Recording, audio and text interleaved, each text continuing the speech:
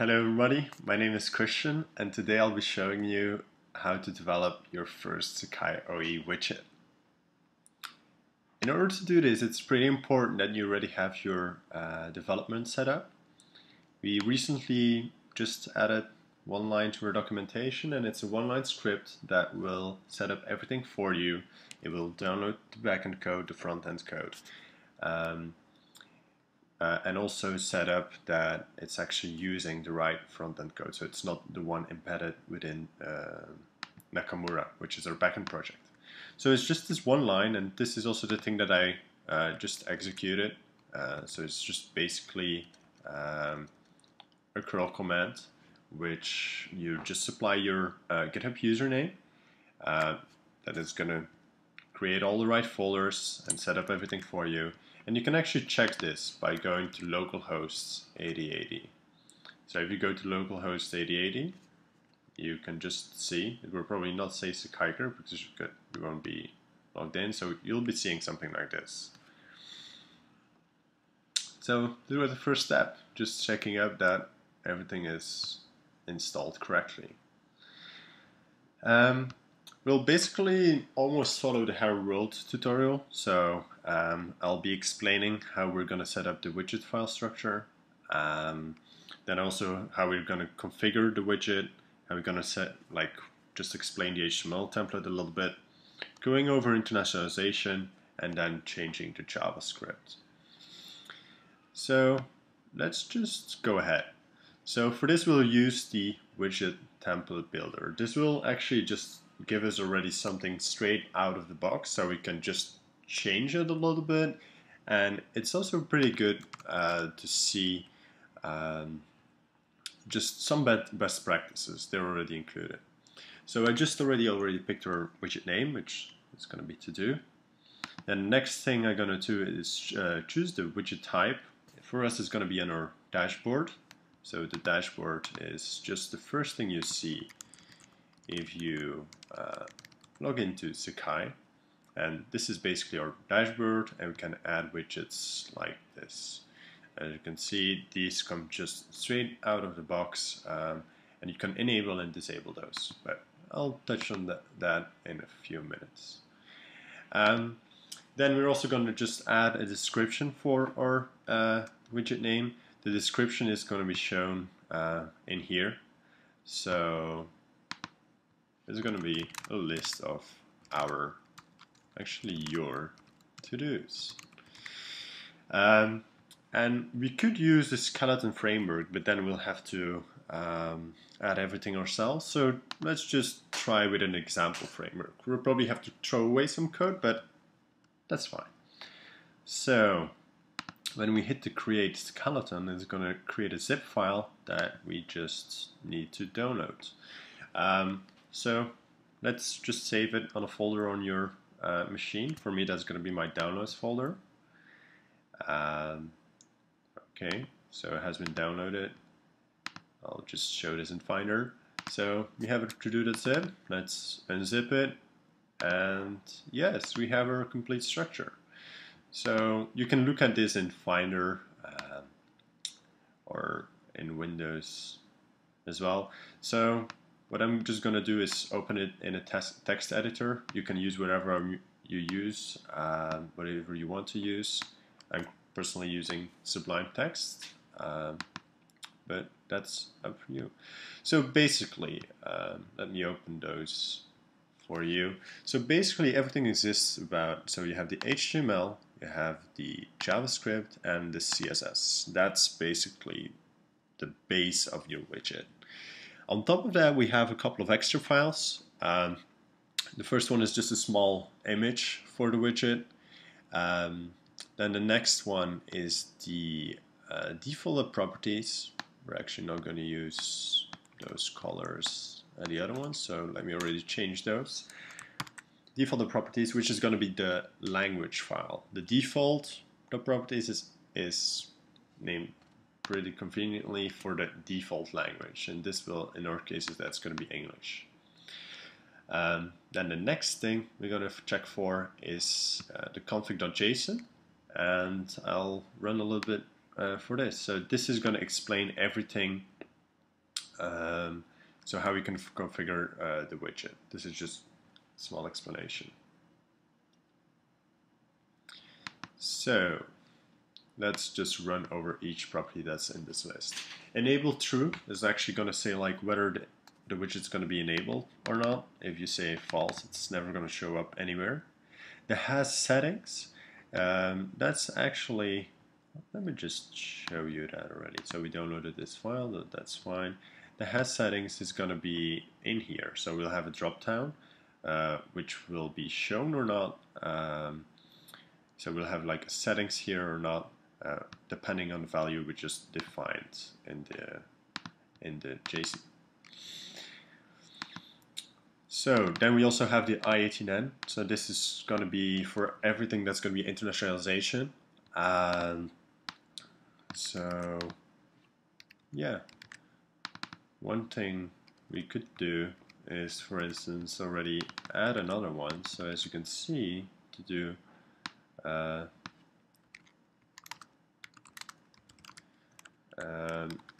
we can just add a Dutch, since I'm Dutch, since I'm native Dutch speaker, you can just add your own properties files in here to whatever languages you want your widget to be in. The ID is going to be the unique identifier for a widget. In this case, it's going to be to do. And this already just all the to do, as you can see here. This is just based on top of the name that we entered in here. It's going to be lowercase. One other thing I need to say about it is like you can't be using underscores, so those are going to be replaced by dashes, or just removing the underscores or dashes. Then personal portal true. These are the widgets that we're going to see on our personal portal. So this is our personal portal, also called our dashboard. We also have widgets that can show up in other places, or you can show them up in both, and that's going to be Sakai docs. So that's for the groups, the worlds, or just a regular Sakai doc, which is a Sakai document. One of the other things we need to define is which type this widget is going to be. So we have other widgets as well, for instance core widgets, like this one. So everything you see here on top, this is going to be the top navigation, and even above that we have the branding widget. You may not know those names yet, but if you just look at the source code, so I'm just opening the developer tool in here, more on that later, you can see it's the branding widget, and the next one is the, so it's a navigation container, and you can see it's like navigation underscore, so I already know it's the navigation widget. Okay, so I think there was one last property, yes, which is the URL. The URL is going to be for our HTML file. So we actually covered quite a lot of ground already. So we just have our skeleton right now. I explained to you like the complete structure of the basic file structure for a widget and all the configuration options. So yeah, we probably want to add this widget right now. So let's do that. So the way we're going to add this widget right now is just sitting in our sitting very lonely in the downloads folder. So let me just copy this, and we'll move it over to the location where we downloaded it. So for me, that's going to be in my developer environment. As you can see, I have some Sakai folders already. And I created the Sakai OAE folder in here. You should have something similar like this. Nakamura is going to be the jar file, which is going to be used for the backend. This is going to do the linking between the backend and frontend. That's a load directory. Derby.log is just for the server. And the actual frontend project is 3AKUX. You probably won't have to touch any other code than the code that's going to be in dev widgets. So that's for all the widgets. And then we also had the dev folder, which is going to be for all the core codes. So let's go in dev widgets and let's paste the widget in here. So we have the to-do widget in here. That test is something I already added earlier, so we don't need that. And yeah, we already added the to-do widget in there. So let's just go ahead and go to our dashboard. One thing I would like to notice is that in Firefox I would disable just, you have the web developer toolbar to disable the cache. In Chrome that's a little bit different, so let me open the developer tools again. So I use command option I on a Mac. I think it's Control Alt I on a Windows machine. So let me open that. Then we have the gear icon on the bottom of the page, and if you click that, there's several options that you can choose. I would definitely choose for the disable cache option. One thing to notice for this is, like, you should have your developer tools open in order for this to actually apply. So when it's closed, this cache is going to be enabled anyway.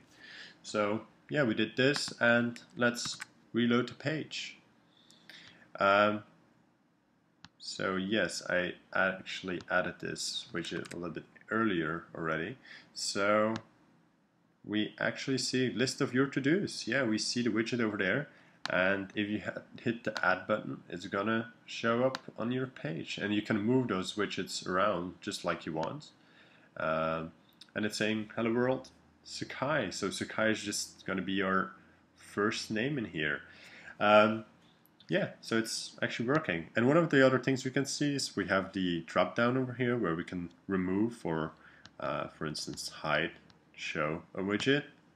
And we also have the settings view. We're not going to use the settings, so yeah, let's just change that. So what I just did is I opened the Sakai UX dev widget folder, and I'm opening the config.json, so to change our settings. So hash settings false. If we change this to false, we reload the page, and we're going to see the settings drop down as the settings option in the drop down has disappeared. So yeah, pretty cool. Okay. So we set up the widget structure, configure the widget a little bit, and let's run over the HTML. So let me first start with the top and the bottom of this HTML. So the top is actually going to define where the CSS file is, and then we also have the bottom, which is this is going to be defined where the JavaScript file is.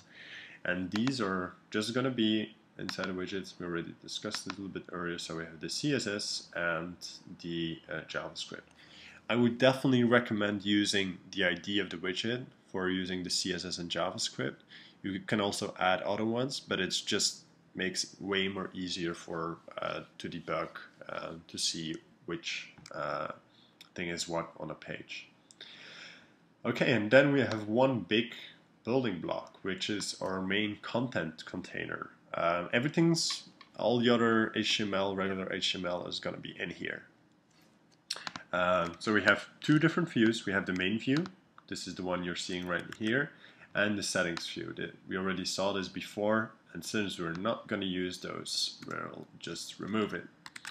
Yeah, you can just see underscore MSG underscore hello world, and then underscore again. So those are actually the things that you're going to see in our default .properties files. So the .properties files are going to contain everything which is between the MSG and between the underscores. So this is going to be the same as in here. So we can just actually go ahead and change this. Hello space. So when we change that and we reload the page, we're going to see hello space Sakai. And the reason why we're seeing Sakai is because we're adding the username in here. So let me just remove that. You can also add new language files. Let me already do that. So I want to make it in Dutch. I'm just going to say this in Dutch, and we're going to do NL underscore properties, save this. Okay, not everything is translated in Dutch yet, but the thing we'll just do is change our language here. So let's change it to Dutch. Okay, I saved it. Actually, I don't have to do anything. It's just gonna reload the page, and as you can see, it just says "Achweerd." Since I assume that most of you guys don't speak Dutch, let's change it back to English. United States. Okay, so it's reloading the page automatically because we changed our language. So that's just going to be hello space again. This is the one that we use in here. Okay, I think this is pretty straightforward. One of the other things that we also do is, like, before we show everything to the page, we first going to do all the translation. So we first going to hide it, and then when the translation has been happened, we just show everything to the people. Okay, that just leaves us up to the next thing, which is just adding to-dos to the page. And we're going to do that in our JavaScript file.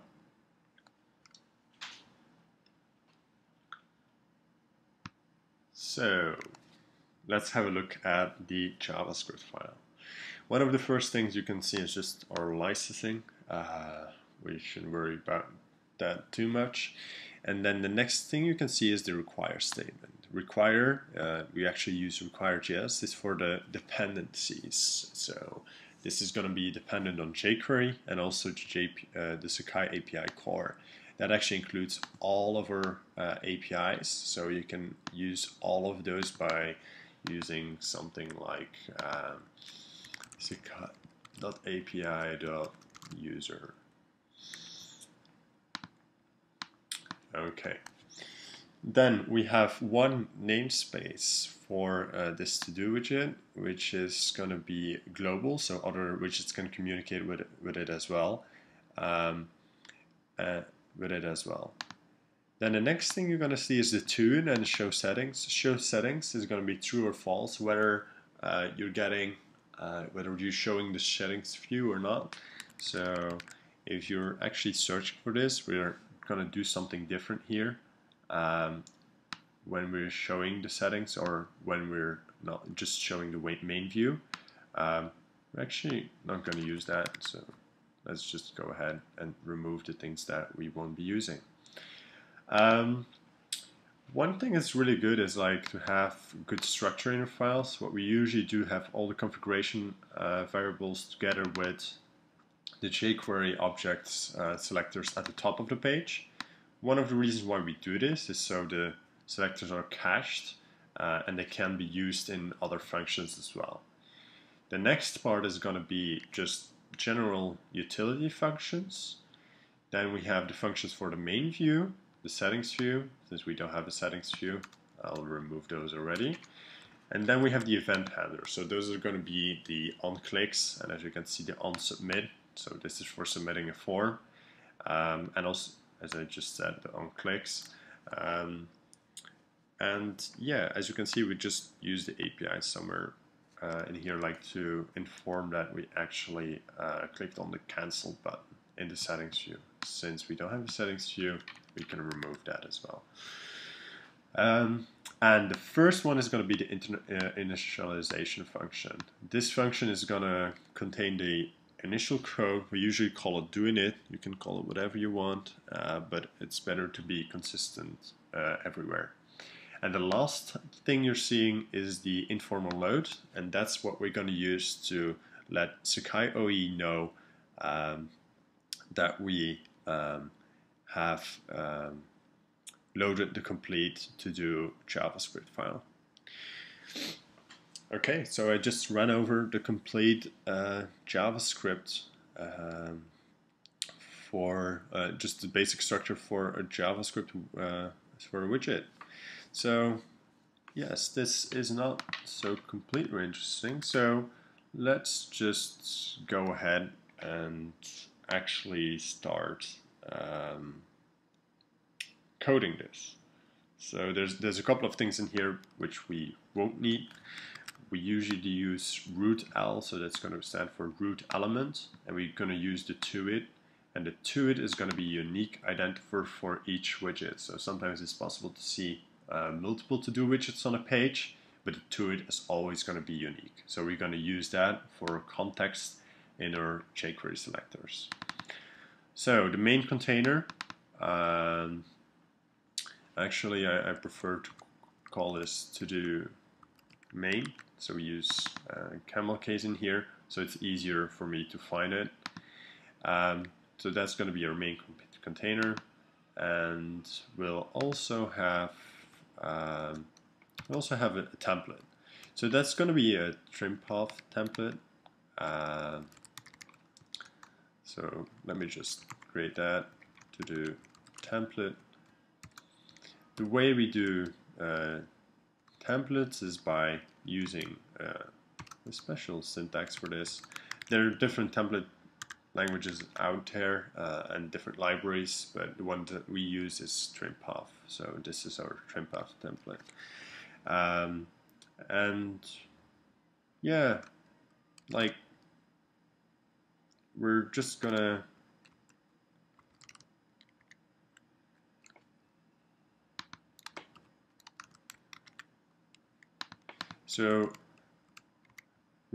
loop over the to-dos that we're gonna get. This is just some basic structure.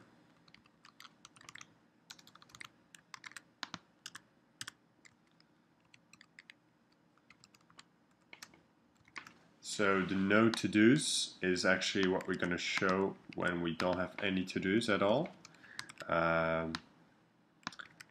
So the no to-dos, there are no to-dos, and then in here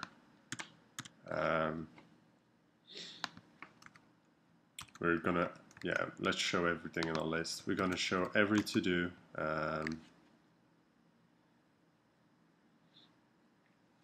in a list, and there's some special syntax for that.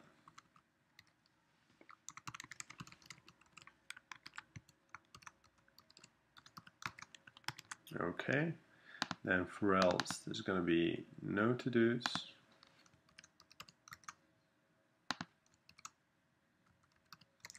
and then we also need to close our lists. Okay, so what I'm writing right now is just, as I said before, the TrimPath jQuery language. And this is just going to run over all the to-dos that we're going to pass to the template, and we're actually going to parse everything in here, and we're going to change it in the to-do main. So actually we won't be seeing this MSG world after we're finished. So let me go to the JavaScript file. So we just have all the configuration variables in here. I don't think we need the default color. The reason why everything is in caps here is because it's going to be a constant, so it's not going to change. For us, however, it is going to change, and we are going to have some changes to this file. So this is going to be our complete to-do object. And that will include an array of different to-dos. So what we're going to have is our list of to-dos. Yes. Okay. So let me just call this to-do object. And this is going to be a list of to-dos, so this is going to be actually containing all the to-dos. So this is just doing some very straightforward coding. So what we're going to do in here is adding something to our to-do. So to-do object dot to-dos dot push, and here we're gonna add to-do object, which gonna have description, our first to-do.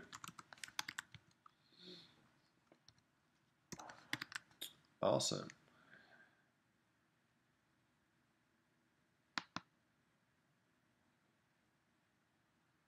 So we're actually going to push this object to our array of to-dos. So since we have this already, so we also need to render render to-dos, render our to-dos, and we're going to do that in a separate function. Even this is just dummy code to see if everything is going to be working at the end or not. So we have our event handlers, main view functions, so this definitely can go here. So var render to-dos equals function, and in here we are gonna render our to-dos. So for that we have a function called Sakai.api util. So it's actually called the template renderer, and what we can use is Sakai.api.util.template renderer, where we're going to pass in the template and then also say which object that we want to pass through. So for this, we're going to pass through, so we first going to create our template in here. So we have our to-do template. So let me just duplicate that line, to-do template, to-do template. Let me just, I think we actually use a class, so let me just verify that. So class to-do template, yes. So we have a template here, and we're going to pass that into our template render. So that's the first thing that we're going to pass in. We also use the dollar notation here, since it's going to be a jQuery object. And the next thing we're going to pass into our complete to-do object. So now this is actually going to render the template, but we don't show it like render the template, but it's not going to be injected to the HTML. So we just need to define where we want to inject this. And for us, this is going to be in the to-do main container. So when I go to to-do main.html, okay, let's try this out and see if we have any errors. So it's always possible that I make any mistakes, so it's good to have your console open. As you can see, it's actually trying to load the JSON in here, but that's not going to exist yet, but that's totally fine. So let's load the page. Okay, we're not seeing anything, so settings form is not defined. Okay, yes, because we're actually not using this at all right now. So we can remove this. Let's reload and check if we have any other errors. We don't. So let me just try to debug it and just check what's actually going on here. So the first thing I'm going to do is like have a look at the actual sources. I already had some open there. So let me close the ones that we used before, and let's go to the to-do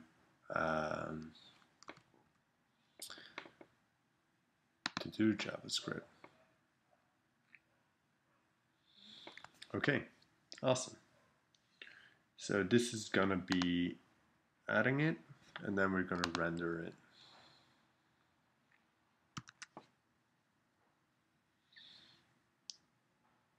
So this is gonna be rendering to to-dos.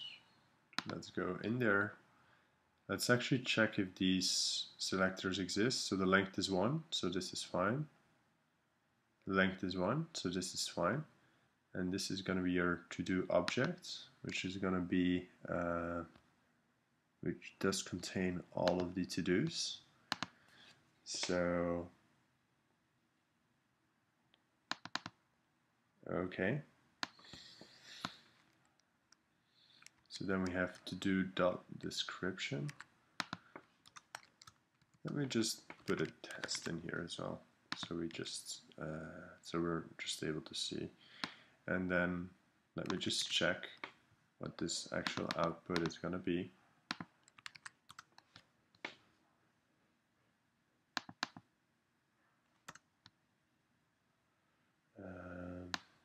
Yeah, let me just put that in the console. So this is actually going to be fine. So this is totally fine. Oh, I see now. I think the only thing we forgot is actually showing and hiding the actual, so to do main is going to be display none. I just noticed now. So we just need to show that after we render it. So render to-dos, and as soon as everything is rendered, we can actually do dot show here, but just to make it a little bit more clear to you guys, I'm just gonna put in here dot show dot show indeed. But this is just gonna show it, and I forgot a semicolon here. So let's try that again. Okay, we have our first to do. So if we're actually adding multiple to-dos in here, so we can push this one, second, and we re-render. So we have multiple to-dos in there. But that's not very useful, is it? Since we're just adding everything statically in there, it's not going to be saved or something. So we're just going to split this up in a couple of different functions. So the first one is going to be, so we have the render to do. We actually don't need the show main view. We can remove all this. As you can see, we also write quite a lot of code. And there's a couple of plugins that you can use for writing JS docs, so JavaScript documentation. And it's actually a good practice to add some documentation to there as well. And this is actually not going to return anything. It's just going to render to-dos and show the main container. So this is just to make it more descriptive for people. So the next function that we're going to create is like add a to-do. Add a to-do, and that's actually gonna we're gonna pass in a to-do, and we're basically gonna do exactly this. Push to-do, just like this. So the way we'll be using this is add to do, and we're gonna pass in our to do function like that, and that should still work. So okay, that still works. But one other thing we're gonna do is render to do's after we're actually adding them. So since this is the case, we actually don't need this. Okay, wow, still works. Okay, but one of the first things that we're going to do now is being able to add to-dos dynamically. In order to do that, we're actually going to create a form that's going to re-render the complete template and add to-dos to the main view. So let's create a form. To-do, let's just call it form. We'll have a label, which is going to say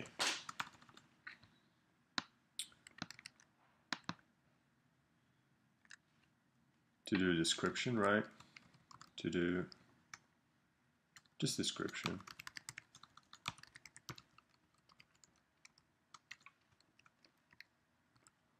Label. So we're going to close this label. So we'll have this label. Then we also have an input field. And that's going to be to do description. And it's going to be a text, but that's going to be default, so we don't really need that. We're also going to make sure everything is accessible. So we add a label for. And then we're going to close the form. One other thing we could do in here, for instance, is adding a button,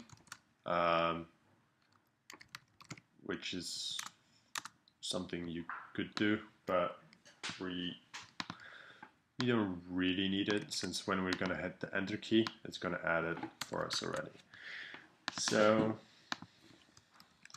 let me try this and actually see whether description has already been translated before, and it seems like it has. So that's fine. We haven't added any CSS yet, so for now I'll just add a breaking tag. Okay, so now we have the description and we can enter something, but if we had actually enter, what's going to happen is it's going to reload the page. So we actually don't want that. So what we do want is when we enter something and we hit enter, that it's actually going to be added to our to-do list. And then we're almost finished. So let me do that. So we go to the to-do JavaScript again. So we do have our to-dos already in here, and then we're gonna add binding. So in our add binding,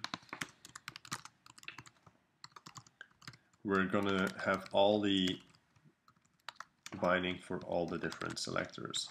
So in here we're gonna add form binding, which by itself is going to be a different function for form binding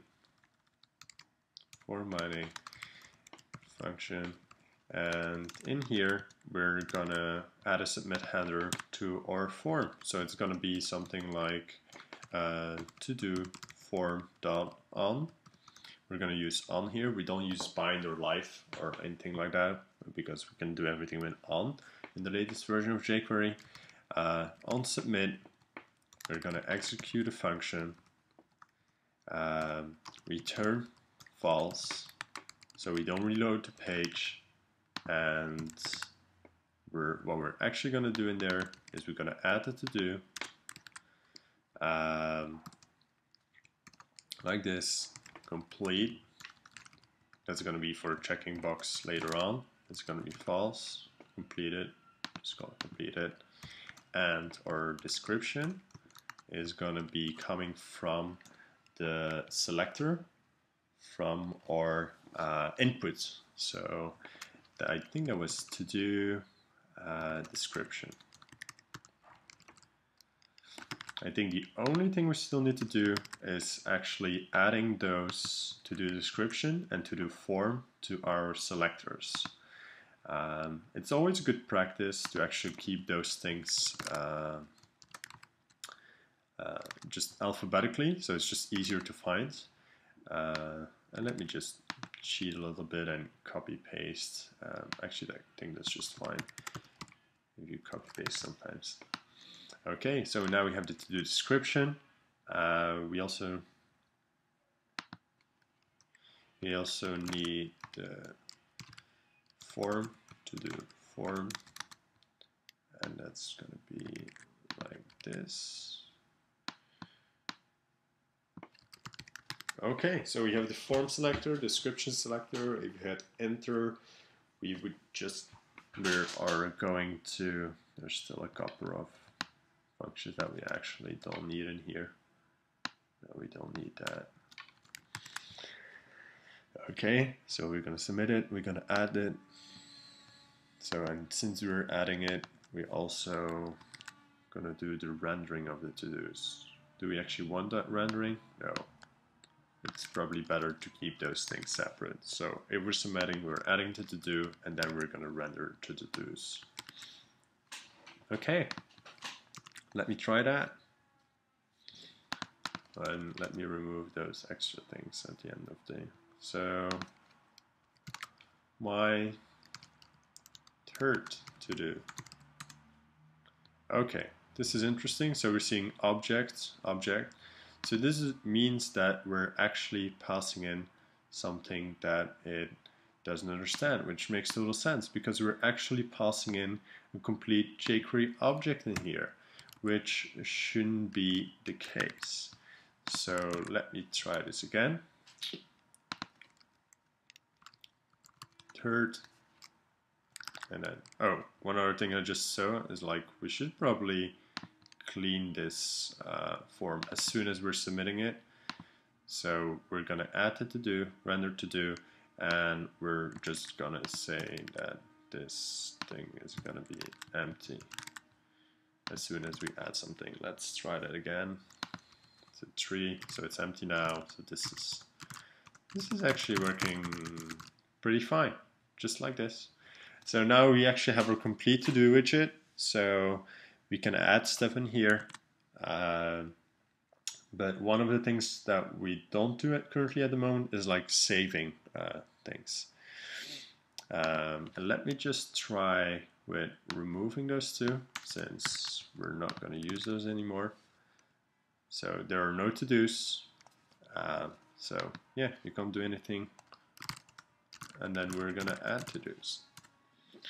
Okay, the next thing we're going to do is saving stuff. So as soon as we add it, so we add to to-do, then we render to to-dos.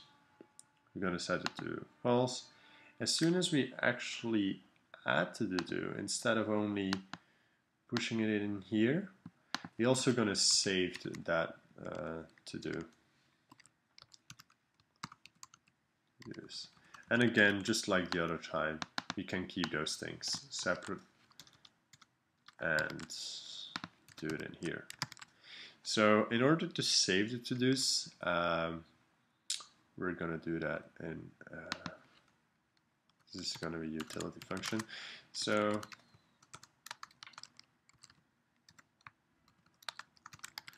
and let me add some documentation as well. So here we're going to save everything, and actually Sakai is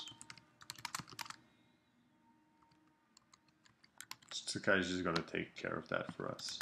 So here we're going to do Sakai.api, and here we're going to do a save widget.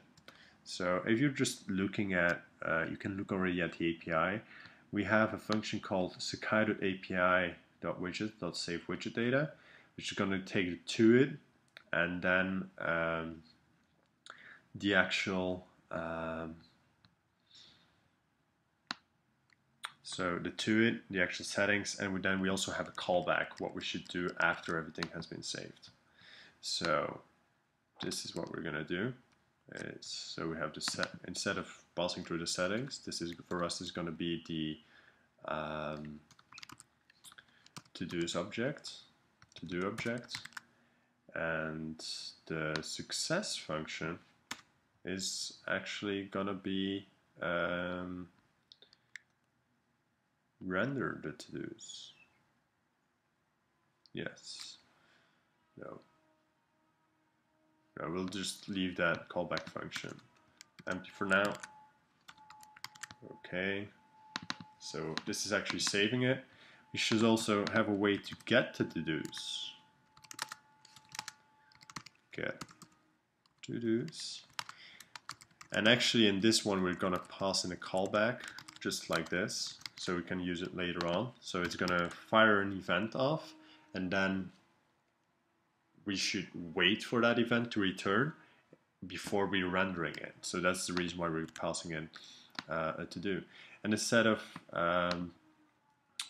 saving the widget data, we also have another function which is called get widget data.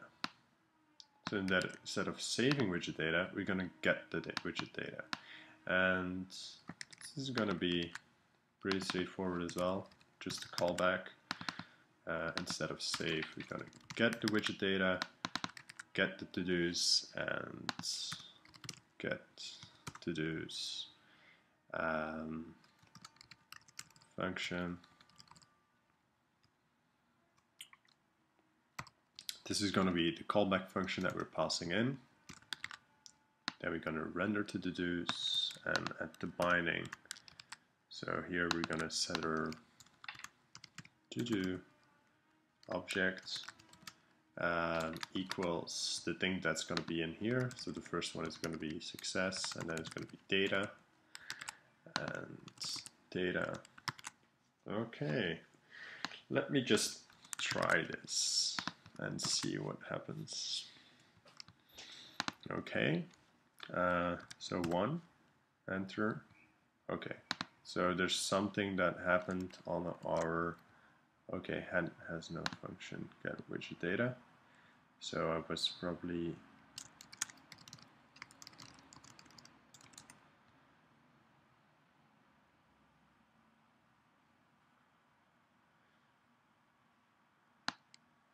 so let me just look at the actual API. So we have the load widget data. So it's not get widget data, but it's load widget data. So get widget. So we have save and we have load. That makes total sense. So let me actually change it in here.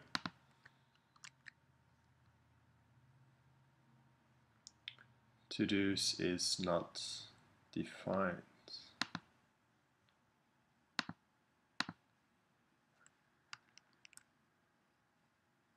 Yes, that makes total sense. If success, we're only gonna do this when it actually is successful. Otherwise, we're just gonna use the default ones. Okay, so now we have the same thing as we had before. We use 1, we hit enter, so it should be saved. And then when we reload the page, yes, awesome. We're just adding new to-dos right now. I think the last thing that we want to add in here is a way to remove the to-dos. So the way we're going to do that is by having a remove button in there, and that remove button is gonna have a data attribute, array ID. Let's just call it like that, and that's gonna be the index. So we can do this by using a special format, like if you look at the trim path documentation, trim path syntax, that's always good to look up to.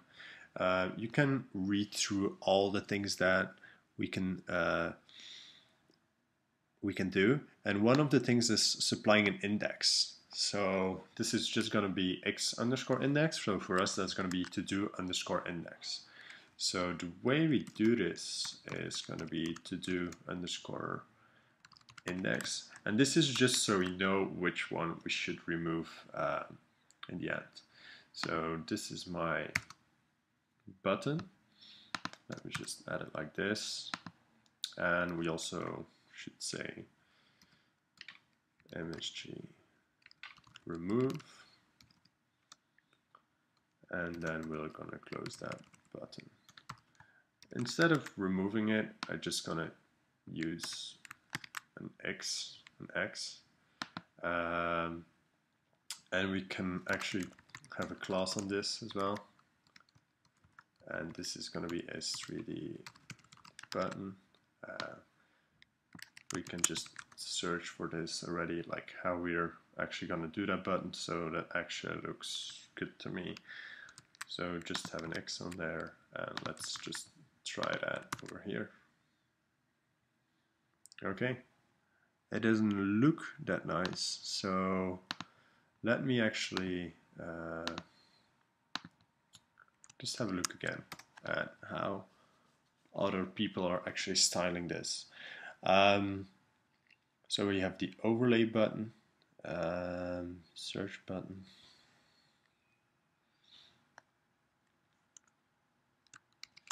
I think we also had something like link button, but I'm not 100% sure about this. So this will actually make it look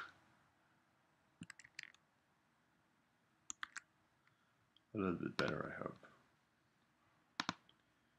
So let me try that. Okay, so now we have those level X's. If you click those, nothing is going to happen.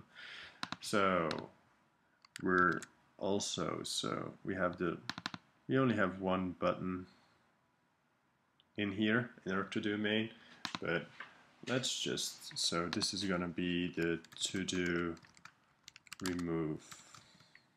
To-do remove. One thing we'll have to do is, like, after the rendering, we'll have to add that button binding every single time.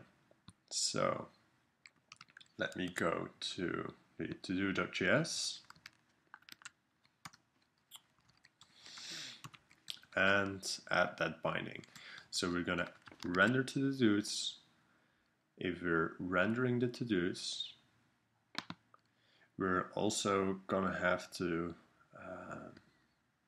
add that binding again. So let me just add that binding in here. Add remove binding. So we're rendering the to-dos, and then we're adding the remove binding in here. Okay, so we have the remove binding in here. So this is how it's going to look like. So we have the to-do remove done. So if we're going to click that, we'll have to do something. And the thing we'll have to do in here is to actually remove that button. So we're just going to do something like this. Actually remove the to-do from that list, and also remove it from the to-do object. So I'm actually just going to try in the console to see what this gives me. And to do remove, this is one time that we'll have to do it in here, because we're going to have to reselect it every single time.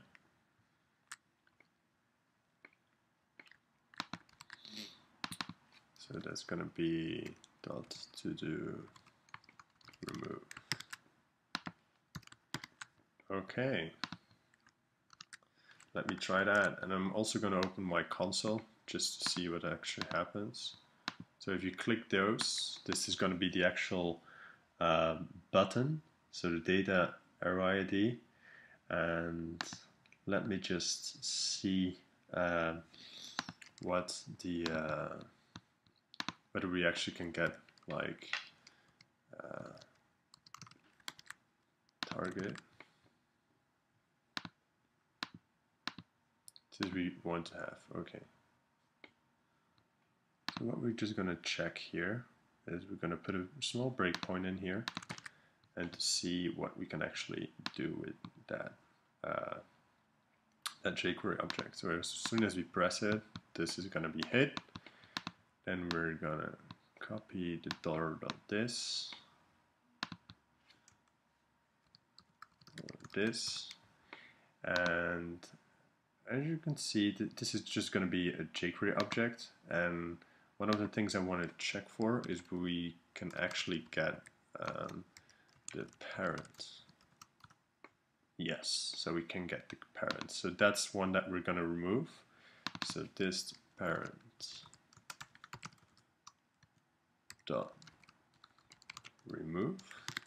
So this is going to remove it from the screen, and now we also have to remove it from the actual to do object. So object dot splice, and the one that we're going to splice is this dot attr. We're going to get that data attribute, data array. I don't remember which one I used here, so let's just double check. So what we're using, data dash array ID. Let me just copy that to be safe. And before actually removing it, I just want to console.log it. Well, actually we don't have to console.log it. I can just check it in here already. Okay, so in this case it's going to be 0, but we'll have to parse that to an integer. So we'll need to use parse int. Okay, never forget your radix parameter in JavaScript. Okay, so that's going to be 0, which is indeed because we clicked the first one, and then we're going to remove this. So this is the index. So let's already set that for to do index is going to be this, and then we'll have to remove it from the actual array. So what we'll have to do is to do object dot splice. Let's just try to do object first. Oh, sorry. Do object first, and so we see what's actually in there. So these are going to be things that that we won't be using. So we just have the to-dos in there. That's the thing that we actually need.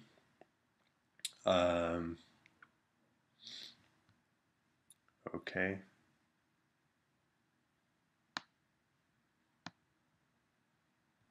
To-dos, and these are going to be completed false, and description is going to be 1. Yes, that was 1. So we're going to remove the one from to-dos, to-do object.todos.splice. That's the one that we'll have to need to use.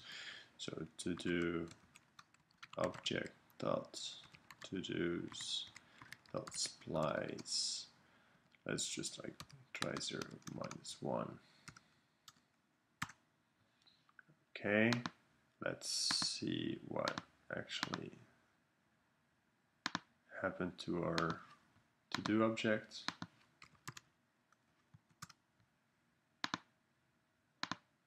So we still have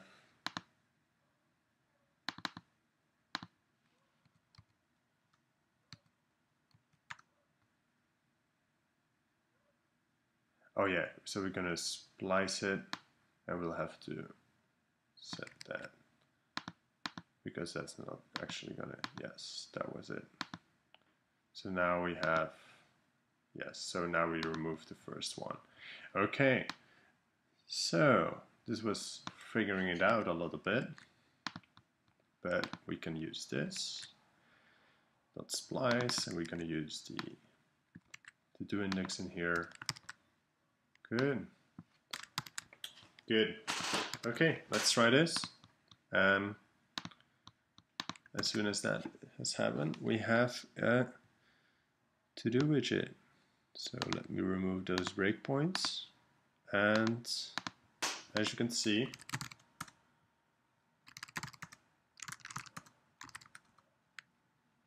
it's actually working. So that's going to be removed, and if we reload the page, yes, cool.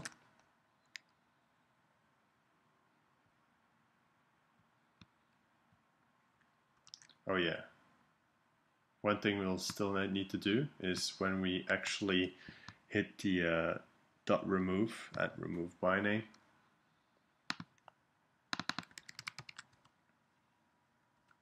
we'll also have to save.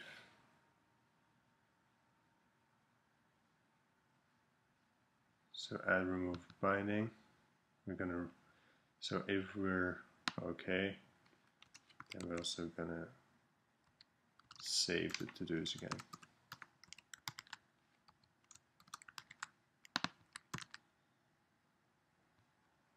Okay. As you can see, now it's gone. Good. So yes, this was our to-do widget. We covered a lot of ground. The thing I would definitely recommend, in our widget library, we actually have a widget called to do, which also has, which is a little bit bigger and has some nice CSS styling around it. It also uses checkboxes to show whether it's completed or not, and also has an add button and some more styling. So yeah, that was basically it. If you have any questions, definitely let us know. We have a good contacts page, and you can always shoot us an email or say something on IRC. Okay, thank you so much.